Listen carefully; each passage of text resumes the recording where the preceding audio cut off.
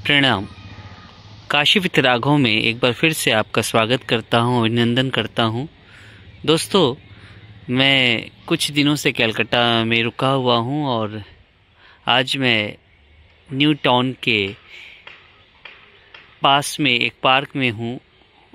इस पार्क में आप मेरे सामने देख सकते हैं एक तालाब है और इस तालाब के निकट मैं था तो मेरे मन में एक प्रश्न आया और मैंने सोचा क्यों ना आपसे वो बात शेयर किया जाए जो मेरे मन में आ रही है। दोस्तों, कलकत्ता की बात की जाए तो यहाँ की संस्कृति हो, चाहे यहाँ के अध्यात्म की बात की जाए, ये जो भूमि है ये हमेशा से महान रही है। अगर बात करें खेल क्रीड़ा की या संगीत की तो यहाँ से महान खिलाड़ी भी निकल के आए हैं। संगीत की बात की जाए तो यहाँ से महान संगीतज्ञ भी निकल के आए हैं। अगर हम बात करें देश के लिए सेवा देने की तो यहाँ से महान क्रांतिकारी भी निकल के आए हैं। तो ये भूमि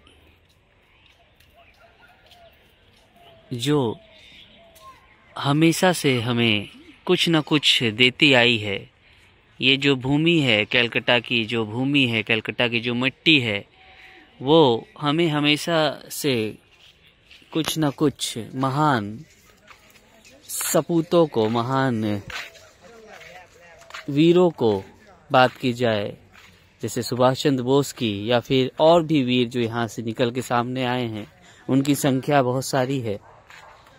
या बात करें महान गायक की तो ये भूमि ने हमें हमेशा वो दिया है जो हमें ज़रूरत थी। और ये देखिए दोस्तों, मैं यहाँ पे आया हूँ तो मेरे मन में यही प्रश्न था कि यहाँ घर के सामने जितने भी घर हैं, छोटे हों या बड़े, ज़्यादातर घरों के सामने एक कल्चर रहा है कि एक छोटा सा पाउंड रहता था, तालाब रहता था और वहाँ पे वो मछली पालन करते थे। उसके पीछे हो सकता है यहाँ के लोग जो मछलियों से इतना लगाव रखते हैं, अगर हम बात करें उनके पूजा पाठ में भी मछली का योगदान रहता है, शुभ मानते हैं, तथा अपने घर के सामने एक छोटा सा तालाब बना के रखते थे जिसमें वो मछली पालन करते थे। वही मछली पालन के साथ साथ वही उनके जीविका का साधन भी रहता था। गरीब हों चाहे अमीर हों, सबके घर के सामने एक छोटा सा तालाब देखा गया है। तो कलकत्ता में आके मुझे एक बात और समझ में आई है कि यहाँ का जो कल्चर है आज भी यहाँ के लोगों ने संजो के रखा है, संभाल के रखा है। अगर बात करें तो पश्चिम देश से जब लोग यहाँ पे आए तो सबसे पहले कलकत्ता को उन्होंने राजधानी बनाया और कलकत्ता जो बात करें सुंदरता के दृष्टिकोण से बहुत खूबसूरत शहर है और इस यहाँ पे रह के ये समझ में आता है कि अगर यहाँ पे आप यहाँ के जलवायु के निकट रह के कलकत्ता को समझने की कोशिश करते हैं तो यहाँ पे आपको देखने को मिलेगा कि कल्चर को इन्होंने कितना सजो के रखा है।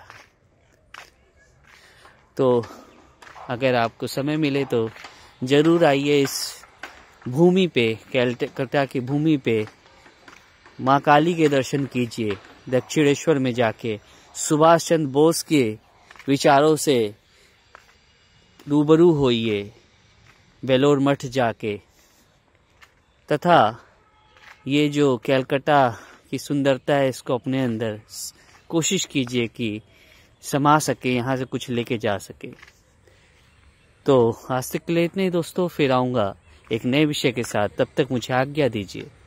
जय हिंद, जय भारत।